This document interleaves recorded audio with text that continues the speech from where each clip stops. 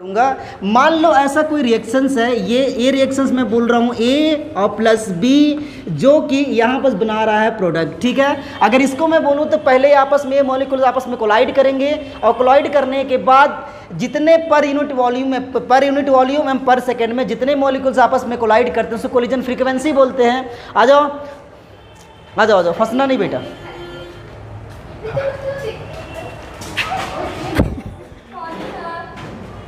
मैं पहले बोल रहा हूँ फंसना नहीं, वो फंस ही रही है। चल ठीक है बेटा। देखो कोलिजन फ्रीक्वेंसी को नहीं, कोलिजन फ्रीक्वेंसी किसे शो करते हैं? कोलिजन फ्रीक्वेंसी को शो किया जाएगा जेड से। बताओ किसका कोलिजन फ्रीक्वेंसी निकाल रहे हैं? ए एंड बी का ना, तो यहाँ पास क्या लिखूंगा मैं? A and B. ठीक है, तो आगे बस यही लिख लो, जो ऑनलाइन क्लास में उन लोग भी लिख लो बेटा कि कोलिजन फ्रीक्वेंसी को कैपिटल जेड से रिप्रेजेंट किया जाता है। तुरंत शुरू हुआ है।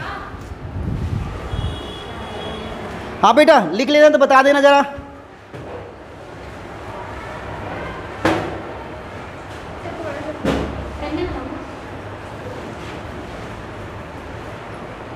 देखो हम पूरा कोशिश कर रहे हैं कि दिक्कत मत हो आप लोग को, लेकिन फिर भी हो गया। बस बेटा नेक्स्ट हेडिंग डालो, that is effective collisions. Effective collision. और उस आ जाओ।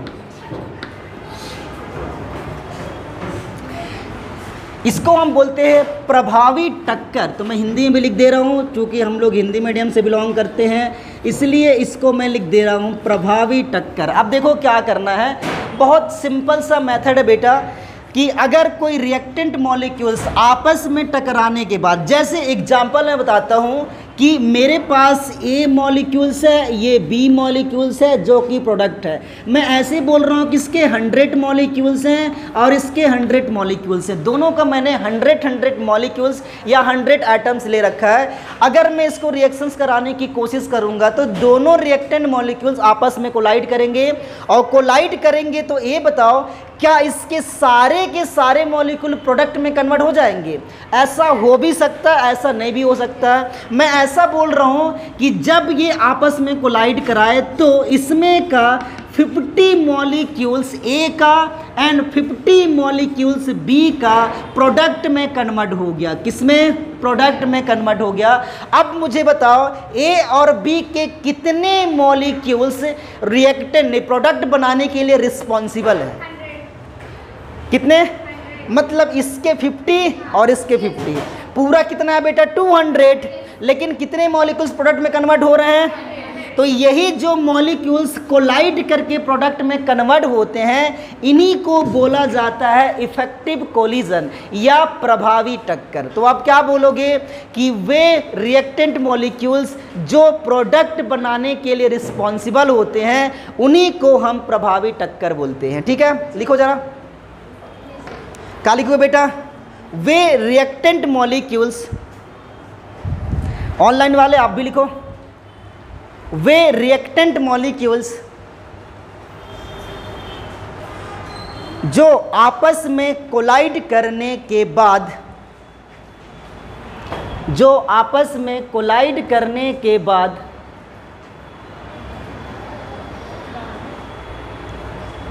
आपस में कोलाइड करने के बाद क्या करते हैं? प्रोडक्ट फॉर्मेशन कर सकते हैं। प्रोडक्ट फॉर्मेशन कर सकते हैं या करते हैं।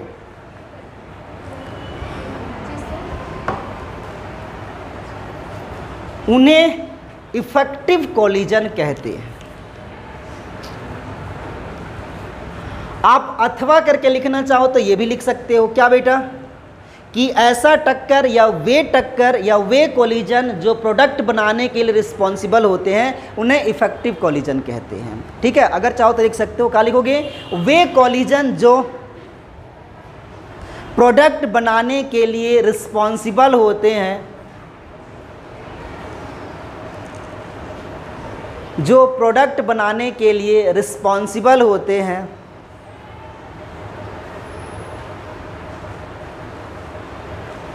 उन्हें इफेक्टिव कोलिजन कहते हैं। ठीक है, आगे लिख लेना बेटा, इसे स्मॉल f से रिप्रेजेंट किया जाता है, इसे स्मॉल f से रिप्रेजेंट किया जाता है। ठीक है, और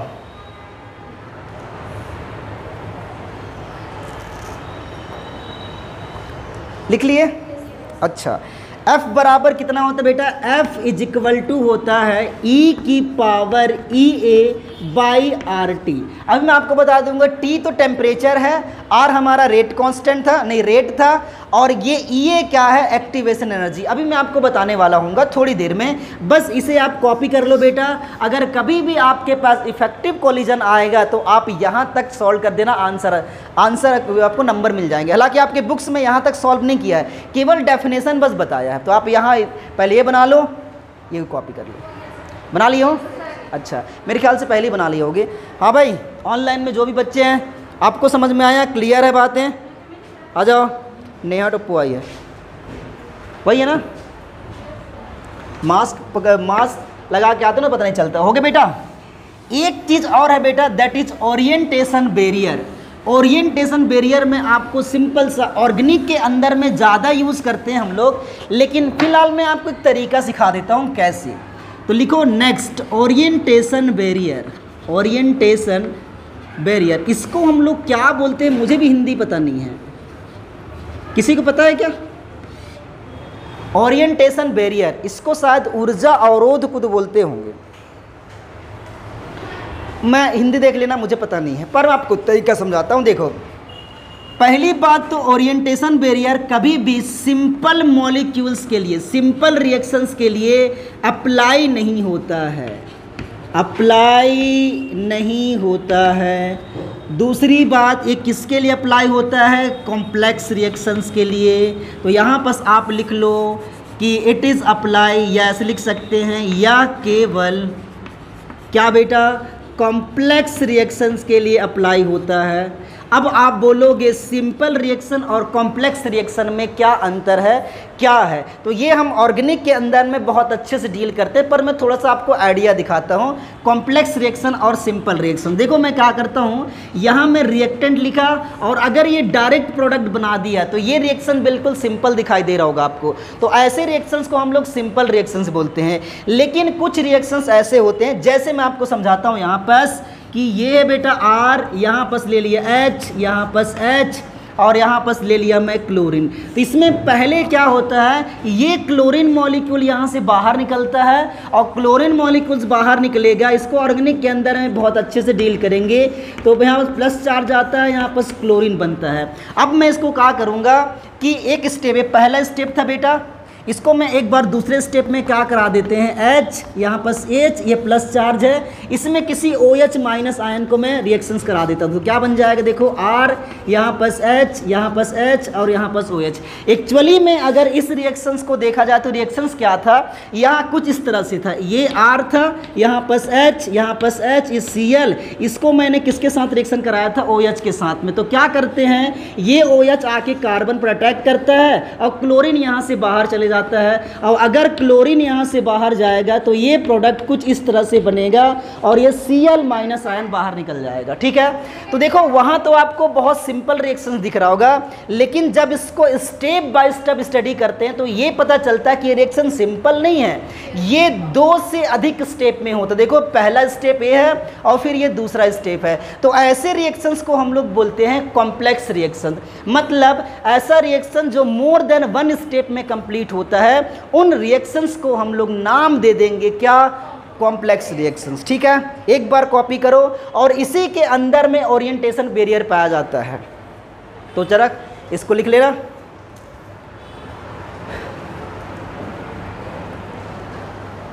हालांकि ओरिएंटेशन बैरियर अभी तक एग्जाम के अंदर में पूछा नहीं है, लेकिन पूछने की चांसेस जरूर है।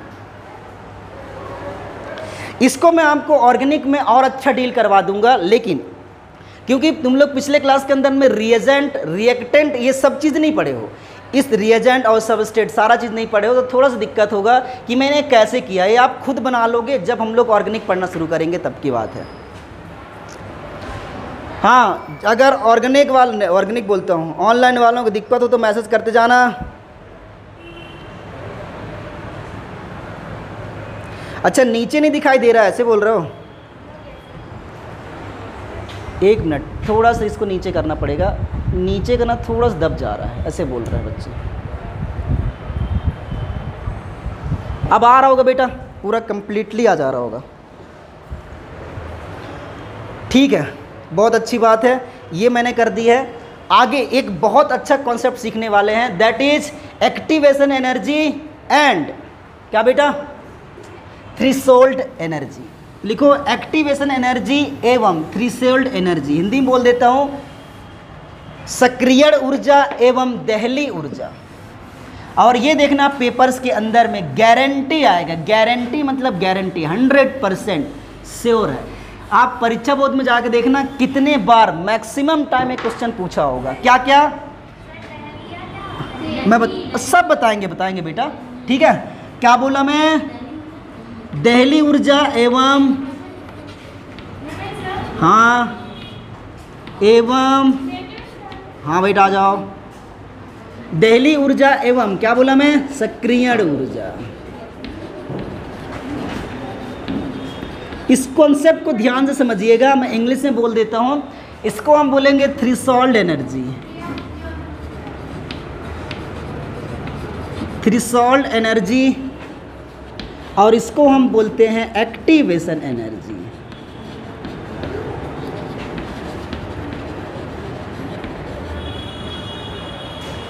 Threshold energy and activation energy, बहुत अच्छी कॉन्सेप्ट है। भीग गई हो? भीगते भीगते मत आती बेटा, घर में फ़ोन है ना, तो ऑनलाइन कर लेती, ठीक है। अच्छा, केमिस्ट्री तो कर लेते, बाकी सब्जेक्ट कैसे करते, तो बारिश रुकने के बाद आ जाती।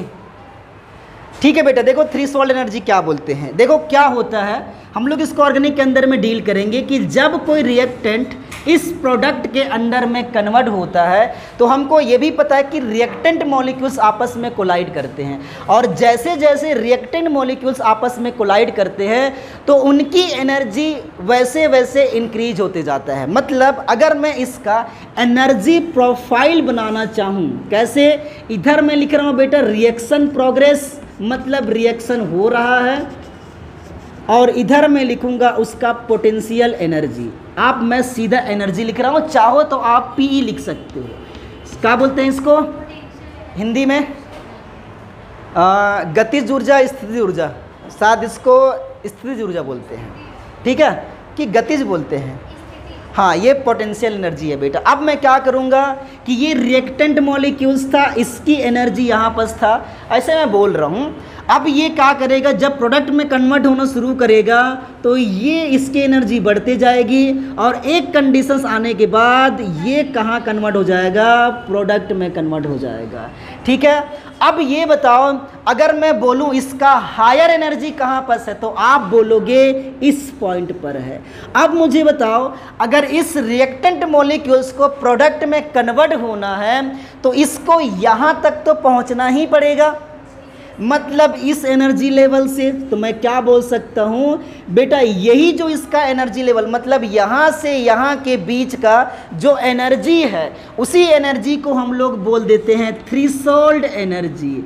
मैं फिर से रिपीट कर देता हूँ, आपको अगर समझ में नहीं आ रहा होगा तो बेटा, एक ऐसा पॉइंट है कि अगर इस रिएक्टेंट को प्रोडक्ट में कन्वर्ट होना है तो इसको इस एनर्जी तक पहुँचना पड़ेगा ही पड़ेगा, ठीक है। अगर ये यहाँ तक नहीं पहुँचता है तो ये प्रोडक्ट में कन्वर्ट नहीं होगा। एग्जाम्पल मैं समझाता हूँ आपको ना, एक घाट में चढ़ना है, ऐसे करके घाट में चढ़ने का आपको एनर्जी ज़रूरत पड़ेगी, लेकिन उतरने के लिए नहीं पड़ेगी। तो सेम वही बात है कि हमको यहाँ से यहाँ तक चढ़ने के लिए एनर्जी की ज़रूरत पड़ेगी, लेकिन उतरने की ज़रूरत नहीं पड़ेगी, उतरने के लिए एनर्जी की ज़रूरत नहीं पड़ेगी। तो ये बोल सकता हूँ कि यहाँ से रिएक्टेंट मॉलिक्यूल्स को इस एनर्जी तक पहुँचने के लिए, मतलब यहाँ तक पहुँचने के लिए जितनी एनर्जी की ज़रूरत पड़ेगी उसी एनर्जी को हम लोग बोलते हैं थ्रेशोल्ड एनर्जी, ठीक है। तो ये क्या है बेटा, थ्रेशोल्ड एनर्जी। लेकिन एक बात और बता दो मुझे कि इस रिएक्टेंट मॉलिक्यूल्स की एनर्जी अभी जीरो है क्या, जीरो है कि कुछ है? अच्छा एक काम करो, इसको पॉइंट बना लो, 1 2 3 4 5, ये 0 है बेटा, ये 1 है, ये 2 है, 3 है, 4 है, 5 है, 6 है, 7 है, ठीक है, कोई दिक्कत नहीं है। अब मैं आपको क्या करने वाला हूँ बताओ, रिएक्टेंट मॉलिक्यूल्स की एनर्जी फिलहाल कितना दिखाई दे रहा है, 2 से ज़्यादा दिखाई दे रहा है ना, मतलब इसकी एनर्जी अभी कुछ ना कुछ है इसके पास। तो यहाँ से लेके यहाँ तक का जो एनर्जी जो रिएक्टेंट मॉलिक्यूल के पास खुद भी होता है, उसी एनर्जी को हम लोग बोल देते हैं नॉर्मल एनर्जी। इसको कभी कभी इस बुक्स के अंदर में या थोड़ा सा रेफरेंस में देखोगे तो ये बुक्स कैसे लिखता है इस एनर्जी को, इसको बोलता है बेटा वो इंटरनल एनर्जी। बेटा बताना नीचे नहीं दिखाई दे रहा होगा तो ऑनलाइन वाले, इंटरनल एनर्जी, ठीक है। तो आप जो भी बोल दो, आपके बुक्स के अंदर में नॉर्मल लिखा हुआ है लेकिन हम लोग इसको इंटरनल एनर्जी बोलते हैं। तो समझ में आ गया। अब बताओ यहाँ से यहाँ तक तो इसकी क्या हो गई है, नॉर्मल एनर्जी। अब क्या बच गया है बेटा, यहाँ से यहाँ तक कुछ एनर्जी होगा, उस एनर्जी को हम बोलते हैं एक्टिवेशन एनर्जी। लेकिन हम कैसे समझाएंगे भाई, यहाँ से यहाँ तक तो पहुँचने के लिए इसको ज़रूरत है, लेकिन यहाँ से पहुँचाने के लिए हमको क्या करना पड़ेगा, एनर्जी देना पड़ेगा। तो इस रिएक्टेंट मॉलिक्यूल्स को इस पॉइंट तक पहुंचाने के लिए मुझे जो एनर्जी देना पड़ता है, उस एनर्जी को हम लोग नाम देंगे एक्टिवेशन एनर्जी। तो मैं यहाँ पर लिख देता हूँ। तो आपको 2-3 तो कॉन्सेप्ट समझ में आ गया होगा। क्या क्या बेटा, एक थ्रेशोल्ड एनर्जी और दूसरा नॉर्मल एनर्जी और तीसरा एक्टिवेशन एनर्जी। नॉर्मल एनर्जी खुद उसके पास होता है, एक्टिवेशन एनर्जी को हम प्रोवाइड करते हैं, ठीक है। और थ्रेशोल्ड एनर्जी उसको ज़रूरत है, मतलब उसके पास इतना तो एनर्जी होना ही चाहिए ताकि वो प्रोडक्ट में कन्वर्ट हो सके। तो ये डायग्राम को बनाओ, फिर 1 बाय 1 लिखवाते हैं। ये बहुत अच्छा कॉन्सेप्ट है, देखना पेपर के अंदर में गारंटी पूछे जाएंगे। हाँ भाई, अगर आपको दिक्कत हो तो बता देना, क्योंकि ये थोड़ा सा अलग टाइप का कॉन्सेप्ट है। मैसेज हो ना करते हैं बच्चे लोग। हाँ, मुझे लगा तुम लोग देख के भाग तो नहीं गए हो, छोड़ दियो फॉल को कि ज्वाइन तो करें हम लोग। मैसेज भी कर दो, समझ में आवे समझ में ना आवे, जौनो होवे।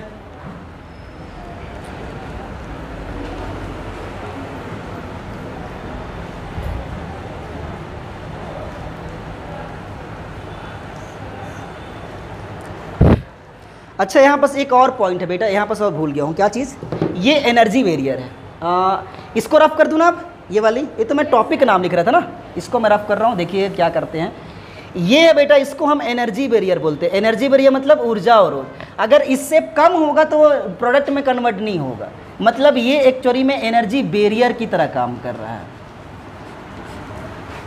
इसको बोलते हैं ऊर्जा अवरोध। अवरोध समझते हो ना, रुकावट।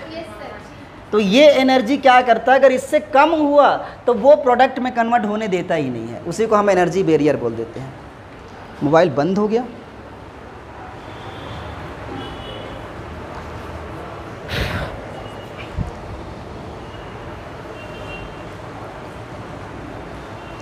आका, ठीक है बेटी, थोड़ा लेट आई ना, कोई बात नहीं, वीडियोस देख लेना थोड़ा सा। अच्छा, डालेंगे बेटा, लेकिन दिक्कत है डेटा अपने पास नहीं होता ना, बस हम वाईफाई लगवाने वाले हैं। अच्छा, ये सारा चीज़ रिकॉर्ड हो जाता होगा, लेकिन कुसुम 10 में तो यूट्यूब में आज तरफ दिक्कत नहीं होगा बेटा, देखिए कह रही है तो मैं यहाँ प्रेजेंट हूँ।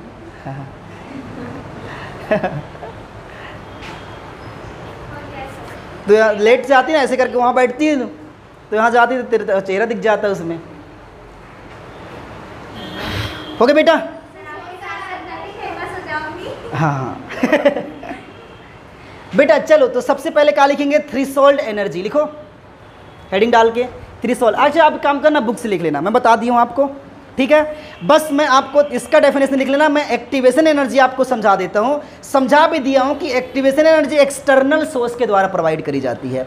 अब मैं इनके बीच एक्टिवेशन एनर्जी का एक कैलकुलेशन है जो आर्रहियस इक्वेशन कहलाता है, वो मैं आपको सिखाऊंगा। लेकिन उससे पहले मैं आपको एक फॉर्मूला सिखा देता हूँ अभी, ठीक है। क्या फॉर्मूला बेटा, उसको अभी देख लेते हैं कि एक्टिवेशन एनर्जी, पहले लिख लो, एक्टिवेशन एनर्जी लिखो। थ्रेशोल्ड एनर्जी आपका होमवर्क रहेगा, करके आइएगा कि किसी भी रिएक्टेंट मॉलिक्यूल के पास इतने एनर्जी होना चाहिए ताकि वो एनर्जी बैरियर को क्रॉस कर सके, उसी को हम थ्रेशोल्ड एनर्जी बोल देते हैं। ऐसे मैं बोल भी रखा हूँ। चलो चलो चलो, हाँ क्या बोला बेटा? एक्टिवेशन एनर्जी, मैं शॉर्ट में लिख रहा हूँ एक्टिवेशन एनर्जी, ठीक है। लिखना वह एक्सटर्नल एनर्जी या वह बाह्य ऊर्जा, वह एक्सटर्नल एनर्जी जो किसी रिएक्टेंट मॉलिक्यूल्स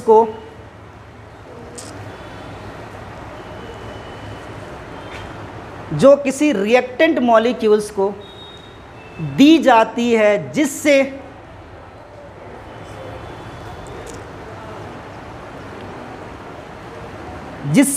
वह एनर्जी बैरियर को क्रॉस कर सके, पार कर सके, एनर्जी बैरियर को पार कर सके या क्रॉस कर सके।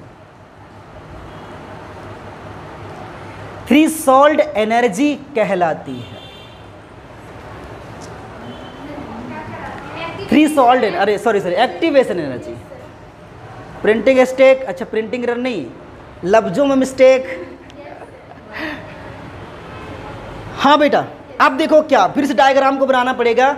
बताओ हम लोग एक्टिवेशन एनर्जी को कैसे डिफाइन कर सकते हैं? डिफाइन तो मैं कर दिया था कि ये नॉर्मल एनर्जी था, ये रिएक्टेंट मॉलिक्यूल्स था, यहाँ पास गया और यहाँ पास प्रोडक्ट बना दिया। अब यहाँ से यहाँ को हम लोग क्या बोल रहे थे बेटा? बताओ ये कौन सा एनर्जी है? ये कौन सा है? थ्रेशोल्ड। और ये कौन सा है? नॉर्मल। और ये वाली कौन सा है? तो पहले तो मैं क्या करूं कि थ्रेशोल्ड एनर्जी को अगर डिफाइन करना चाहूं तो सिंपल कर सकता हूं। कैसे बेटा? यहां पर लिखो threshold energy is equal to क्या हो जाएगा बेटा? उसका activation energy plus normal energy. समझ जाओगे? शॉर्ट में लिखा हूं। अब बताओ आपको कैलकुलेट क्या करनी है? एक्टिवेशन एनर्जी, तो नॉर्मल एनर्जी किस बार लेके आ जाऊं? तो माइनस में आ जाएगा ना। तो लिखो, मैं इसको शॉर्ट में लिख रहा हूँ, थ्रेशोल्ड एनर्जी माइनस क्या लिखूंगा बेटा? Normal energy is equal to activation energy. लेकिन ध्यान दीजिएगा, बोर्ड एग्जाम के अंदर में शॉर्ट मत लिखिएगा भाई। हाँ, इसको शॉर्ट लिख सकते हैं लेकिन इसको मत लिखिएगा, ठीक है? चलो 100% यूज कर सकते हैं, 100%। नहीं नहीं, ऐसा कुछ नहीं बेटा, हिंदी वालों के पास ये ऑथराइज्ड होता है कि वो कर सकते हैं, इंग्लिश लिख सकते हैं। बस इंग्लिश मीडियम वाले हिंदी नहीं लिख सकते, ऐसा लिखे रहता, पर वो लिखाने की बात अलग है बेटा। ये हो गया। अब हम चलते हैं कैलकुलेशन, मतलब कि टेम्परेचर डिपेंडेंट रेट कांस्टेंट। यहाँ से नीट 2021 में क्वेश्चंस भी आया है आर्हेनियस इक्वेशन से। तो आगे लिखो आर्हेनियस इक्वेशन, ये लास्ट टॉपिक है, फिर खत्म हो जाएगा। इसको पढ़ा बिना मैं छोड़ूंगा भी नहीं, भले बायोलॉजी क्लास लेट हो जाए। आइए आइए,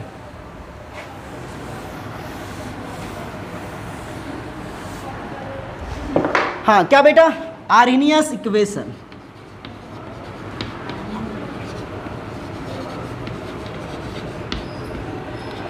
देखना कभी कभी इसको ना कंपटीशन के अंदर में क्या पूछता है? टेम्परेचर डिपेंडेंट रेट कांस्टेंट, ठीक है? तो अगर ऐसा कहीं पर वो हिंट कर देना तो समझ जाना कि ये एक आता है। ऐसा बिल्कुल नहीं कि केवल यही आता है, और भी आते हैं, पर ये उसके अंदर में जरूर आता है। टेम्परेचर डिपेंडेंट रेट कांस्टेंट, मतलब ये टेम्परेचर पर कहीं ना कहीं डिपेंड कर रहा होगा, ठीक है बेटा? चलो अभी मैं आपको कुछ कुछ बता के रखा हूं कि क्या बताया हम कि कोलिजन फ्रीक्वेंसी क्या होता है, इफेक्टिव कोलिजन क्या होता है, और साथ ही साथ ओरिएंटेशन बैरियर। ये सारे चीज़ का यूज़ करके अभी हम सिखाने वाले हैं। देखो मैं पहली बार एक दूसरे मेथड के द्वारा पढ़ा रहा हूँ। एक दूसरा मेथड भी है जो हम लोग एमएससी में पढ़ते हैं, लेकिन आप लोग के लिए बच्चों वाला पढ़ाऊँगा, ठीक है? तो देखो ये बोला जाता है आर्हेनियस के अनुसार, मैं लिख नहीं रहा हूँ पर आपको लिखना पड़ेगा कि आर्हेनियस के अनुसार रेट कांस्टेंट इफेक्टिव कोलिजन के डायरेक्टली प्रोपोर्शनल होता है। इफेक्टिव कोलिजन के डायरेक्टली प्रोपोर्शनल होता है, डायरेक्टली प्रोपोर्शनल होता है। बताओ बेटा रेट कांस्टेंट को किससे शो किया जाता है? के से। प्रोपोर्शनल साइन लगा दूं। इफेक्टिव कोलिजन अभी मैं आपको लिखवा के रखा हूँ एफ से शो करते हैं, बोला हूँ ना। तो ये स्मॉल एफ हो गया बेटा। अच्छा मैं थोड़ा स्पेस क्रिएट कर लेता हूँ, रुको रुको रुको, दिखाई दे रहे स्क्रीन पे आ जाएगा, ध्यान से देखना बच्चों। क्या बेटा? Rate constant directly proportional to F. अब बताओ अभी मैं आपको लिखवा के रखा हूँ कि एफ इक्वल टू किसके बराबर होता है? ई ए और बाई आर टी लिखवा के रखा हूँ का।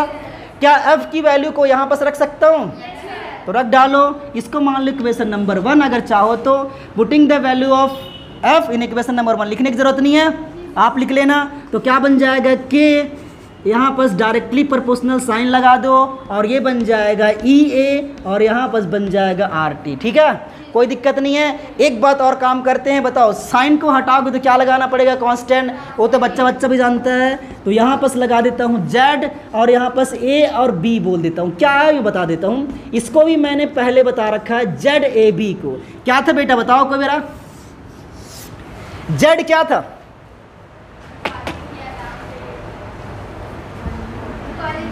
Collision frequency of A and B. तो लिखो यहाँ पास, क्या लिखोगे कि जहां या Z A dash B is equal to क्या है? Collision frequency. अच्छा इतना जल्दी बोलते हो, अभी तो पढ़ाया हूं बेटा। Collision frequency of A and B.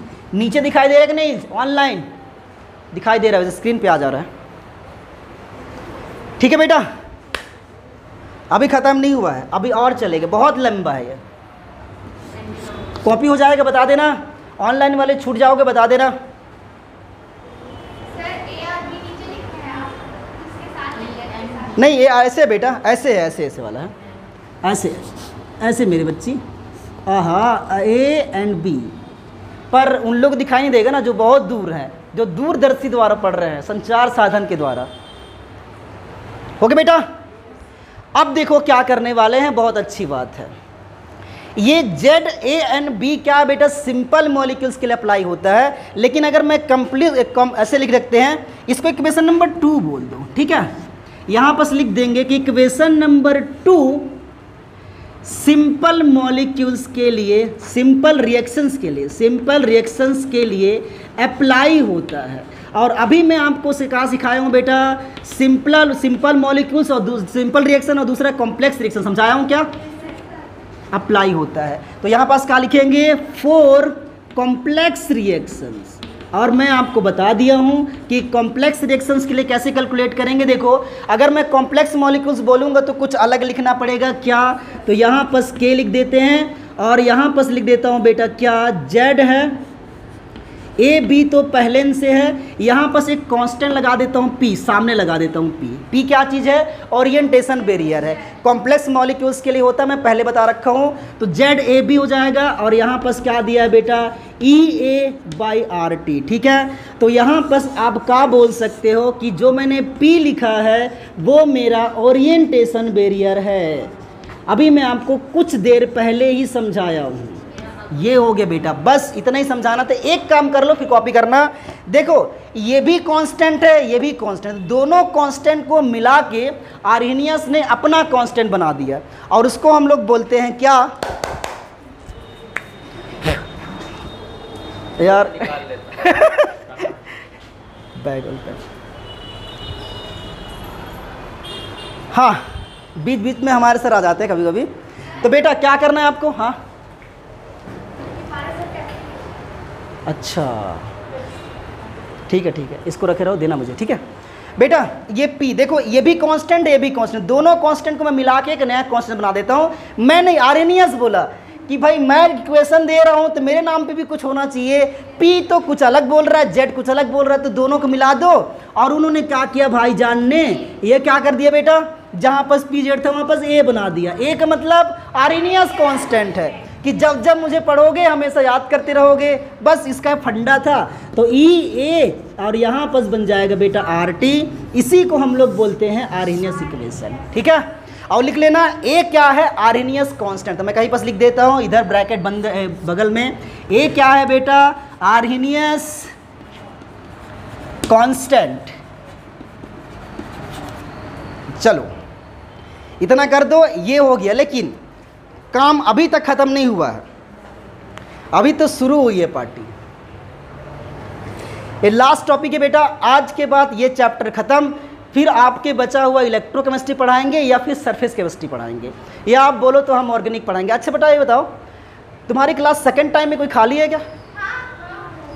उसमें ना हम ऑर्गेनिक पढ़ना शुरू करते हैं, क्योंकि ऑर्गेनिक में तुम इतना पीछे हो ना, याद कर लोगे मानता हूँ, लेकिन जो टैलेंट होंगे केवल वही याद कर पाएंगे। ऑर्गेनिक तो याद ही करना पड़ता, पर कॉन्सेप्ट समझना बहुत ज़रूरी है। हाँ हाँ, इक्वेशन नंबर सेकंड ये वाली ना सिंपल रिएक्शंस के लिए अप्लाई होता है। सिंपल रिएक्शंस मैं पहले बताया हूँ कि कौन कौन सिंपल होते हैं, कौन कॉम्प्लेक्स। तुम थोड़ा लेट में आई हो,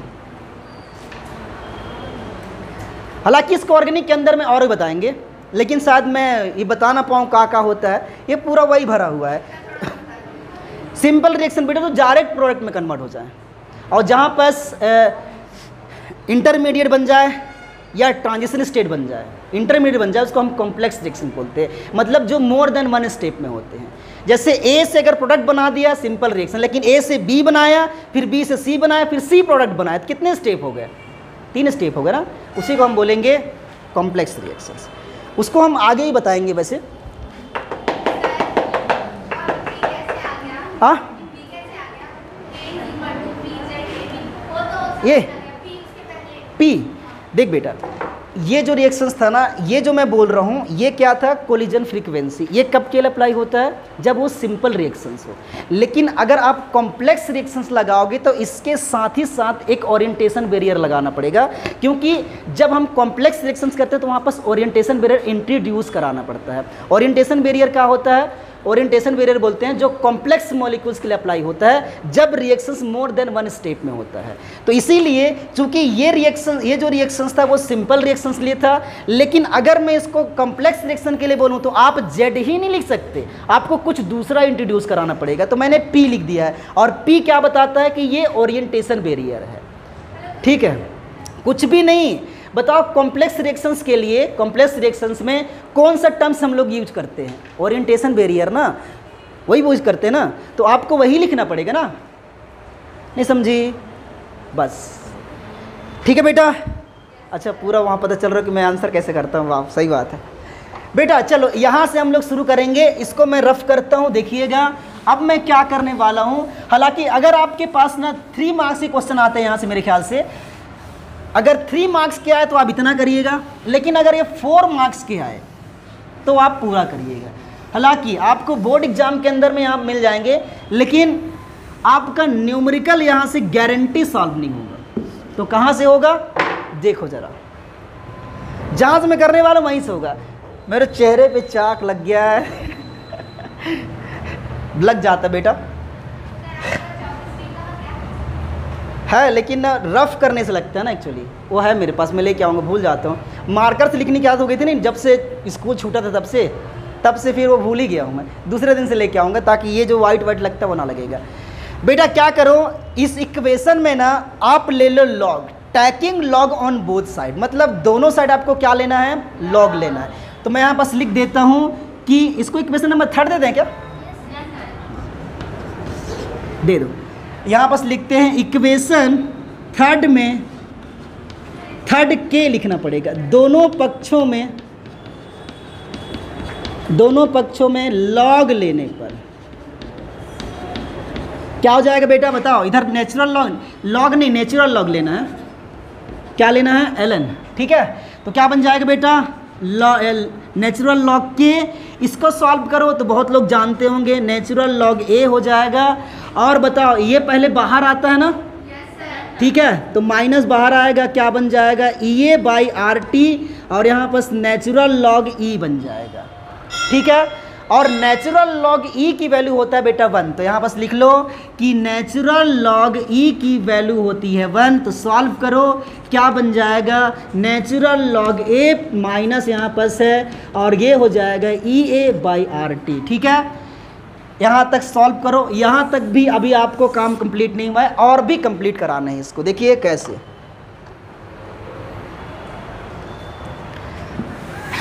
घंटी लग गई है लेकिन हम पढ़ा रहे हैं फिर भी।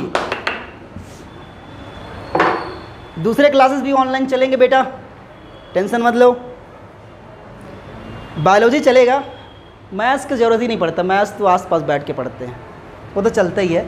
ठीक है बेटा, इतना समझ में आ गया। अब क्या करूँ, इसको 2 डिफरेंट टेम्परेचर पर रख देता हूँ। देखो क्या समझाना चाह रहा हूँ मैं, पहले समझो मैं ये बताना चाह रहा हूँ कि एक रिएक्शंस है जो कि प्रोडक्ट में कन्वर्ट हो रहा था किसी T1 टेम्परेचर पर। ये T1 टेम्परेचर पर इस रिएक्शंस की रेट कांस्टेंट को मैं R1 मान रहा हूँ, K1 मान रहा हूँ, सॉरी क्या चीज़, K1।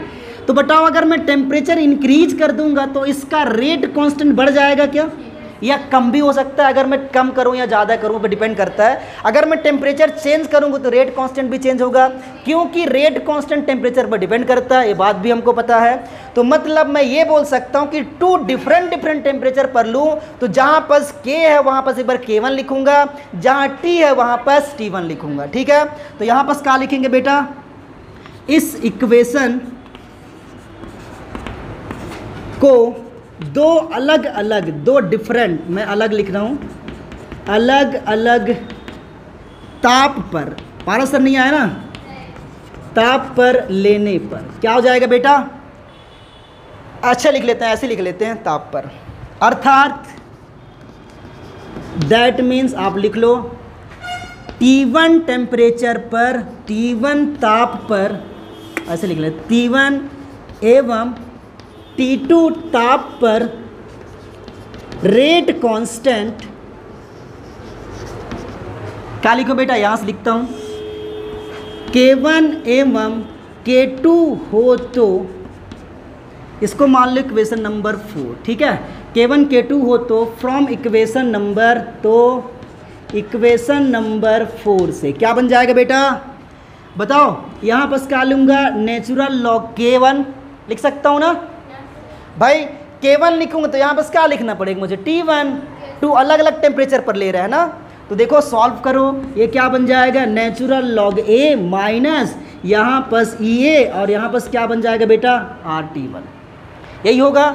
लेकिन अगर K2 बोलूँ तो आप ऐसे कर लो, इसको इक्वेशन नंबर पहले 5 मानो और यहाँ पर लिख लो natural log K2 natural log EA, ये हो जाएगा EA बाई क्या लिखूंगा बेटा, R2, इसको मान लो इक्वेशन नंबर 6। ठीक है, बस एक काम और करना है, थोड़ा दूर जाओ 2 मिनट, उसके बाद चले जाएंगे। जल्दी कॉपी करो, कर लिए, बहुत लोग साथ ही साथ करते जाते हैं।